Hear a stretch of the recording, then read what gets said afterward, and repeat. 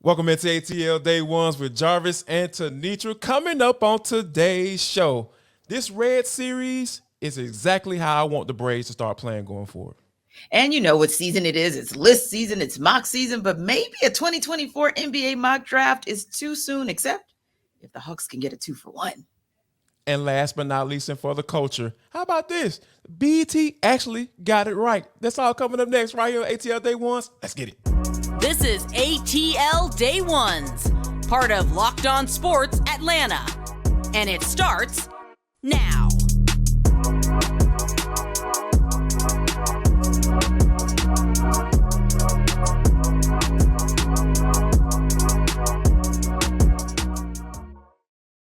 I want to start by saying thank you for making ATL Day Ones your first listen of the day. Remember, we are free and available wherever you download your podcast. And wherever you download your podcast, make sure that you leave us a 5-star review. Really appreciate that from you in advance.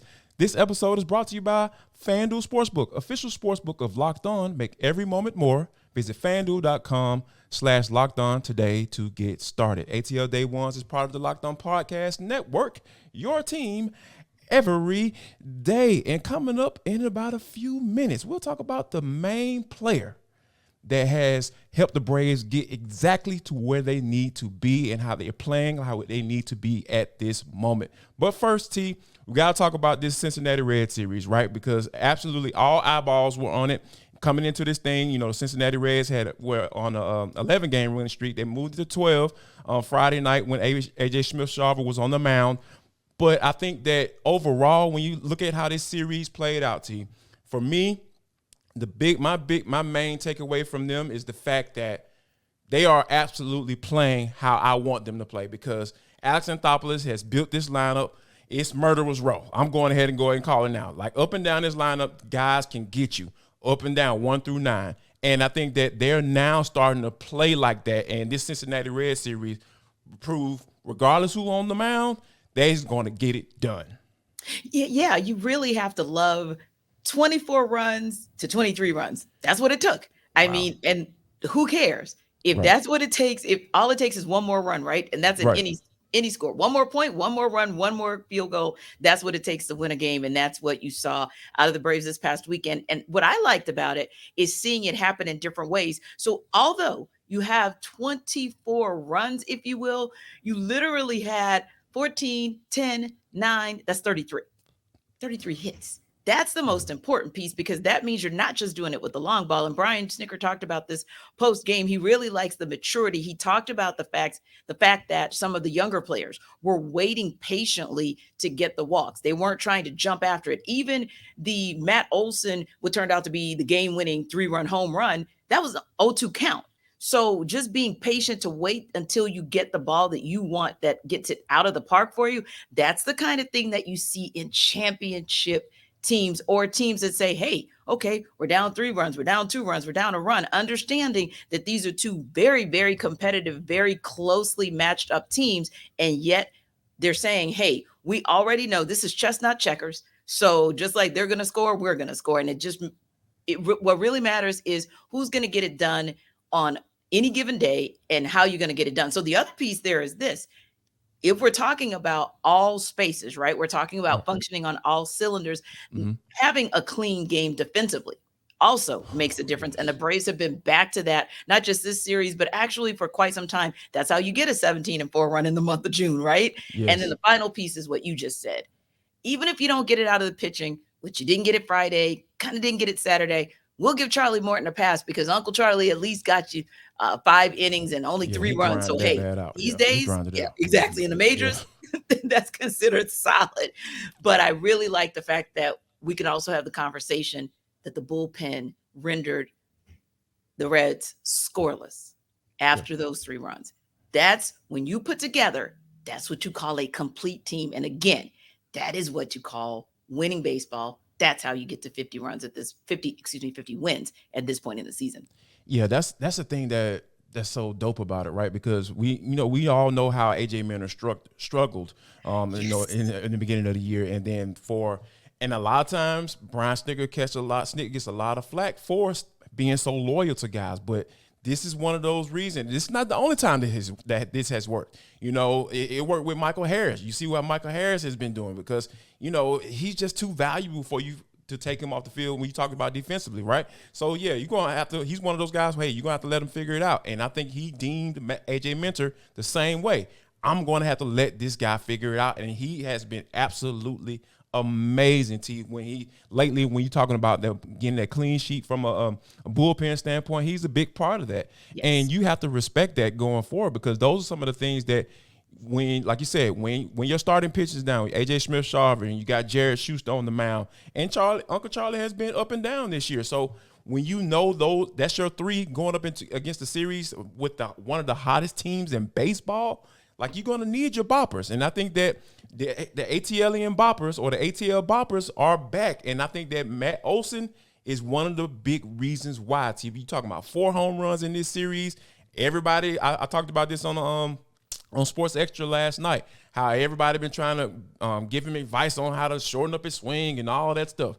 Like, this man is a professional. It's a reason why these Alex Anthopoulos brought him in, and I think he's starting to really figure it out, and he's leading the charge, literally, in home runs in the major league. So this is just so perfect for me, I feel like, for the Atlanta Braves. Yeah, and Brian Snitker's another big reason. We talk about giving him grief when he does things like leaving A.J. Minter in as a part of the pen and also leaving Michael Harris the second in. But can we also talk about the genius of tinkering that he does? Putting Matt Olson in the cleanup spot, knowing that, hey, we're going to need that run production. Those are the Ozzie Albies in the 2-hole. Those are the little things that sometimes get unnoticed because he just goes about his business and he just does what he knows that he needs to do based on where to go. Just like today, A.J. Smith-Shawver has been optioned down back to AAA. Not that it was that bad, although we know he got roughed up Friday, but what was more important was to bring up Derek Rodriguez because you had to tap out the bullpen maybe a little bit more than you wanted to. So that just gives you a fresh arm. And then you even have Ben Heller and you could, use him today. He could be quite fine. But again, those are the little things that you do, tinkering the lineup, tinkering the rotation that also get you these critical wins where you can come back home, face the Twins, face the Marlins, and come back with a 4-1 record from the road.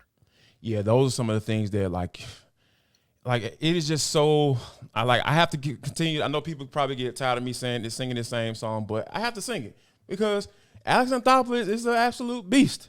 He is, with Seller, you talking about, bring him around, bring him in, and he's been solid, for you as an extra arm in the bullpen. All of these moves, like with Snitker, Alex Anthopoulos, like everything is kind of working in conjunction with, hey, we had our number one, we had our ace go down, and we had our 20-game winner go down, and we're figuring it out. And I think that the fact that these guys, these bats are starting to wake up. Marcell Ozuna out here hitting a home run to clinch the win, a game-winning home run. It looked like he was just kind of like flung his arm out of there, and that bad boy went out the park. So that's just how things were going for the Braves, and I think that with all these guys, with Matt Olson, getting hot, and A.J. Minter starting to really hone in and look like that guy he was in 2021 when the Braves won the World Series, those are some of the things that, like, you can't – there's so much value in that right now. And I think that I'm loving what I'm seeing for the Atlanta Braves. Forward. Now, coming up next, T, we talked about how, the Hawks are going to get better. Or they need to figure out how to get better without guy Brad Rowland. But did they get better? Like, I have some thoughts on this draft class, T, and I think I have more questions than I have answers. We'll talk about that next. But first, got to let you know that this episode of ATL Day Ones is brought to you by FanDuel Sportsbook. Baseball season is in full swing, and there's no better place to get in on the action than FanDuel, America's #1 sportsbook. People, right here, right now, for new customers, you guys have been rocking with us. We really appreciate you for that. How about this? For new customers, they'll give you up to $1,000 in bonus bets back. That's the no sweat first bet if your first bet doesn't win. That's up to $1,000 back in bonus bets if your first bet. Just go to FanDuel.com/lockedon to join today. day. We just talk about the Braves. Guess what? That's a good team to bet on because when you're talking about over-unders and runs scored, yeah, more than likely you need to go the over because these guys have been knocking the ball out of the park. So don't miss your chance to snag a no-sweat first bet up to $1,000 when you join FanDuel today. Just go to FanDuel.com/lockedon to sign up. That's FanDuel.com/lockedon. FanDuel, official partner of Major League Baseball. Major League Baseball trademarks used with permission. So the day that we were anticipating, wondering what would happen, would the Hawks actually keep their draft picks? Would they not? Well, they kept their draft picks, and they actually had 3 picks on the night, for that matter. Kobe Bumpkin, Seth Lundy, and Mohamed Gay for the record. So on the heels of this, and it's interesting because we had this conversation with our guy Brad Rowland of Locked on Hawks last week. He and I, we were both talking about that conference that, and whether or not the press conference from Landry Fields kind of gave some insight to the media here in Atlanta on whether or not they would keep those draft picks. We both kind of thought they would. And I think you kind of thought that they were leaning in that direction, right? Well, of course, lo and behold, they did. But here's the question. Do you feel like with the other comments that we all heard Landry Fields say, talking about the identity of the team and the culture and the fit, do you feel like we have any better clue or picture of who these Hawks are or want to be after those picks? No, I don't. We kind of talked about this a little bit last night on Sports Extra on 11 Live, is the fact that, I don't know where this team is headed because, even after the press conference, we kind of felt like we had a good idea, like something was going to go down. But, in speaking with The Athletic, Landry Fields talked about long-term plans. And I was like, wait a minute. Like, what are we doing here? Are the Hawks trying to be contenders?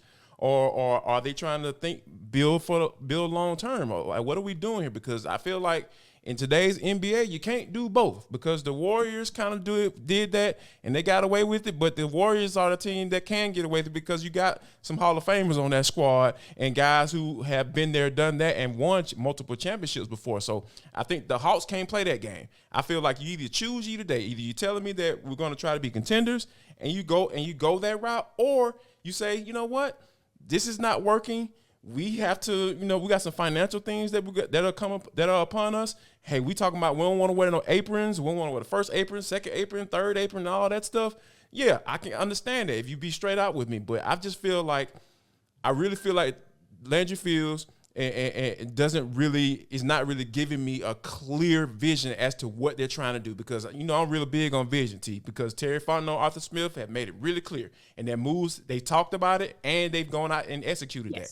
Landry Fields, what he's saying is not matching up with what he's doing. Yeah, I would agree. And you gave a couple nuggets in there that I want to break down, but I think I'll go backwards to forwards and start at the Arthur Terry doorstep and then go to the AA doorstep. Because the doorstep of Arthur Smith and Terry Fontenot has basically said, we're going to lead with violence on both ends of the ball, and we're going to go get the violent people to do it.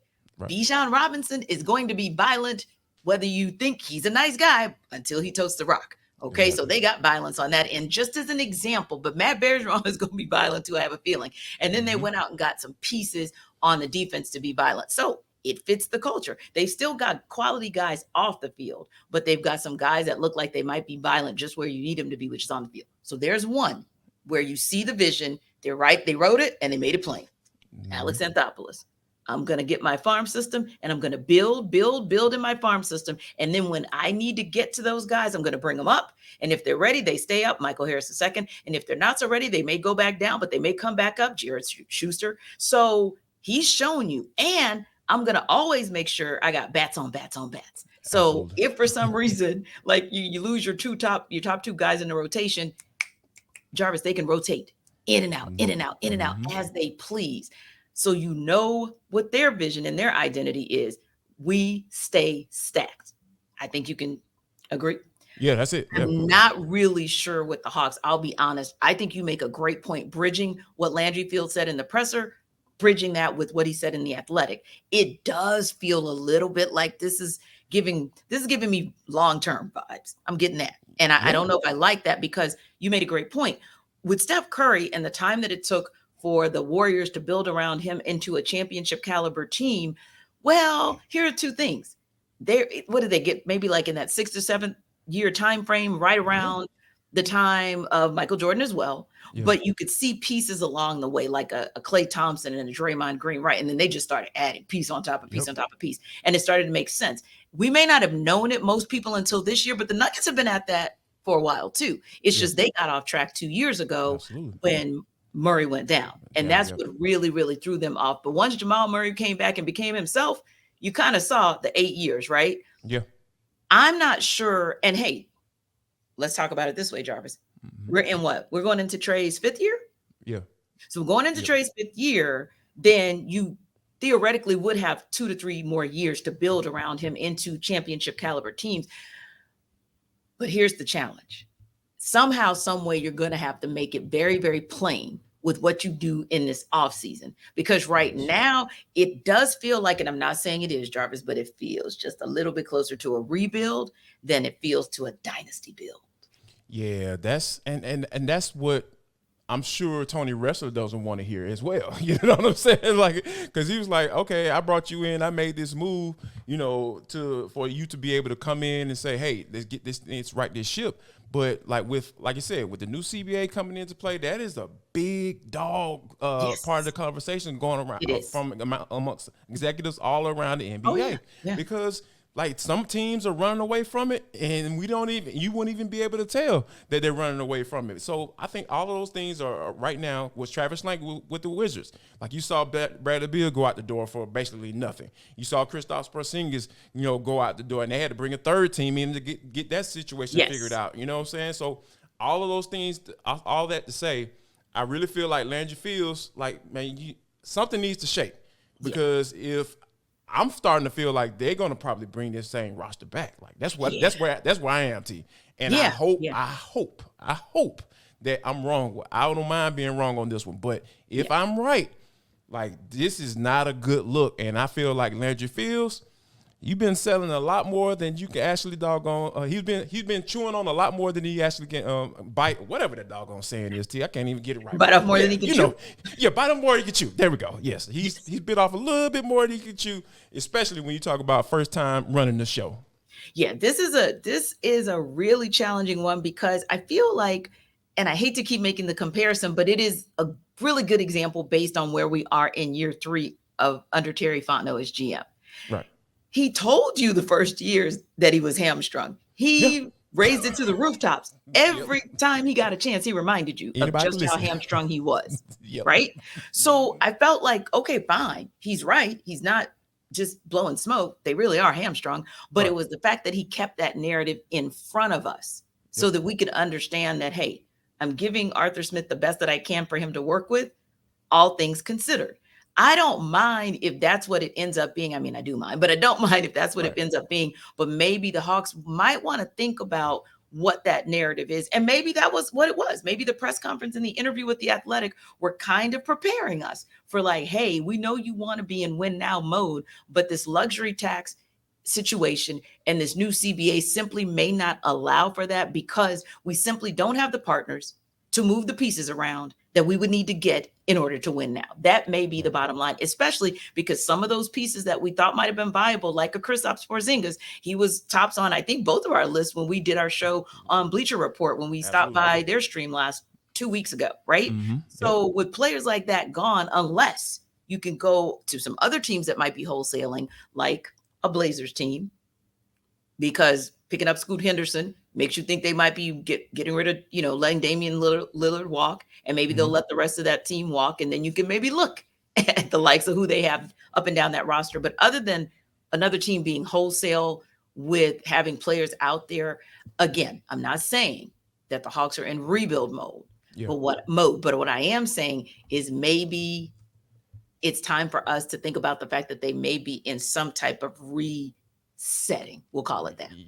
Yeah. Reset, like that makes a little bit more sense, right? Because those are some of the things that, when you look at this roster, right? Because, let's keep it funky. Like John Collins is supposed to be traded by now. Like, and the reason why I feel like he's not traded is because they probably asking for too much. Because at the end of the day, you have to it's almost gonna have to be like a 2-for-1 situation, like you mentioned. Like you have to trade him for maybe a couple role players or bench guys. Yeah, like you can't trade starter for starter or for you'll have to give away picks. more than just him. Yeah, exactly. So those are some of the things that it's gonna be some tough decisions that have to be made. Like we talked about this offseason before it even began.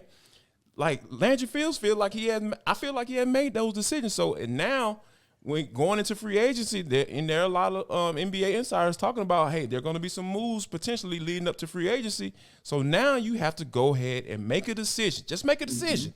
Like, that's all I'm asking. Just make a decision. It don't matter right now at this point which way you go. Make a decision so we can know where you're headed and where you're going. Yeah, because I think for us from a media perspective, trying to kind of put the pieces of the puzzle together, and then even the fan base trying to put the pieces of the puzzle together, oftentimes when you are transparent and you kind of give a little bit of the lay of the land and a blueprint, then you see people they may not, like you said, may not agree with it, but at least they can understand it or kind of follow the tea leaves. So we'll be watching the tea leaves as well.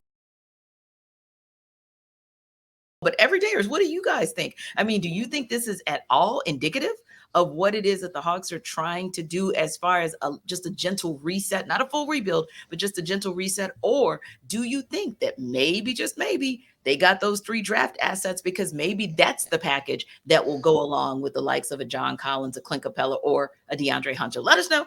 And don't forget to let us know in the comments over at YouTube, like you guys always do. We appreciate you for that. And of course, don't forget to download us wherever you get your podcasts.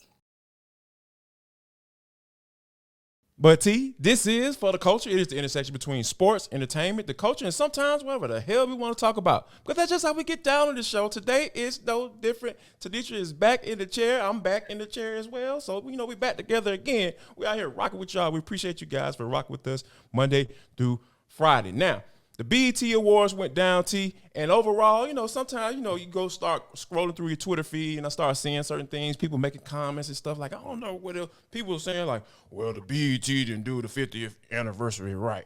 Wrong. I think they did it right, T. When I start looking at the performances and everything, and if I get that feeling of going back to the times when those songs were out, I start going back to those places. I really felt like I was in a good space last night watching it, and also, kind of enjoyed Busta Rhymes, giving his initial sermon as a preacher, because he just kept going and kept going and kept going and going and going. But you know what? He's done so much for the game, the game of hip hop. I feel like it was much deserved, and he deserved to be able to go up there and start rambling for a little while. Yeah. Well, so I think it did its job. Yeah. But I still think the challenge is going up against the Hip Hop Awards, right? Yeah. From 2022. That's where your biggest challenge is. Ooh, yes. yeah. Because when I started comparing and contrasting, I was like, okay, they went up, down, and around. Like literally, it was Method Man. It was, the whole Wu. It was Lil Kim. And you know how I felt. I think it was the Grammys. Yeah. Mm-hmm. I felt some type of way with them not having Kim in there. I'm like, you just can't not have the Queen Bee. They had Remy in there with Fat Joe. They had a lot of good tributes. I mean, it just went so many different places. It went to Project Pat. I mean, it just went everywhere. Yeah. So I think that's my biggest challenge. I do think that it did its job. You're absolutely right, because anytime I see MC Light crack a mic, all is right with World. So I don't really care who else performed last night. As long as Light got her shine, the world is perfect. But if I compare it to 2022, that's a very, very difficult comparison. Although the Migos performance was powerful. Yeah. It was powerful. Yeah. So there were definitely way more highs than lows. And really, honestly, Jarvis, I can't even say that there were lows last night. It's just very difficult for me to give it like that A+ when I look back at that performance. You know what I mean? When I look back at that collabo, that was fire. Yeah. I think that when you think about like all the artists, like, because I didn't get a chance to watch the beginning though, because my wife was, she was watching it from home, and then I was called on my way home when I was coming from 11 Alive from doing a Sports Extra. And she was just telling me like who was performing. I was like, wait a minute, what? When they got that person? Then when I got home and I saw Busta Rhymes, a whole sermon and everything like that. And then I saw DJ Unk came out. And I was like, man, then I saw the Jeezy performance and Tip's performance. And they had Young Dolph, play his song as well. And then Shawty Low, tribute, Jeezy. I was like, yes. Now that's where, that's where they took it up a notch. Those tribute parts. Yeah, the tribute parts. Yeah, very respectful. And I think that when you have Offset, and Offset and Quavo, out there performing and everything like, and I, you can correct me if I'm wrong. I'm not sure, but I believe this is the first time they performed together since then. Yes. So for them to be able to be out there, because we know it was a little beef going on, between those two, and I think they had got together at some type of reunion here in Atlanta as well. So I think that when you see those guys coming back together, like, hey man, we all family. I know what went down shouldn't have gone down that way, but like, hey, we're still here. We can only make it right. So yeah, for them to be able to do that type of tribute, I really, really appreciate those guys for, putting that stuff aside and say, hey man, let's go ahead and do this and honor our brother and, and kind of move on, Right, because, as we say it, so, and you see I'm having a little technical difficulty here. People forgive me. My mic just doesn't want to let me be great today, but whatever. We'll push through it. Yeah, we're pushing through like we always do. But it's one of those things where that's the beauty of BET. They can get collabos to happen and they can pull people out of the woodworks whom you haven't seen in 50 years and really, really give it the texture and the context that the Grammys just couldn't. They tried.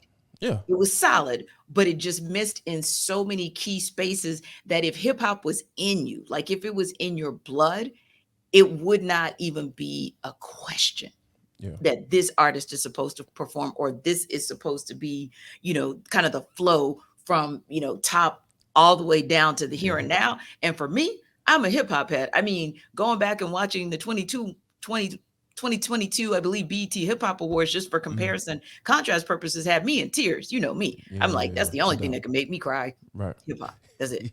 Like, for real. So, I feel like BET in that regard got it right because it's the culture. It's the reason Jarvis and I call this For the Culture, because that's the origination of For the Culture. That's the original music that is a voice for this generation. So I'm looking at every nuance of what you do or don't do to honor our generation. And yes, I absolutely believe that while I still think 2022 was the best, I would have to say, yes, BET got it right. And we hope that the Braves get it right tonight because they're back home for a 6-game homestand, starting off with the Twins tonight. It's going to be a good look. We hope. Spencer Strider was back to looking like Spencer Strider, his last outing. So we're hoping for the same tonight. So as always, guys, check us out on YouTube every day. Let us know your thoughts on what you thought about the BET Hip Hop Awards, what the Braves are doing, or what the Hogs did in the draft as well, because we're still talking about that as we await free agency. So don't forget, download us wherever you check out your podcast, and we will see you tomorrow. And last but not least, make sure you guys share love, show love, and most importantly,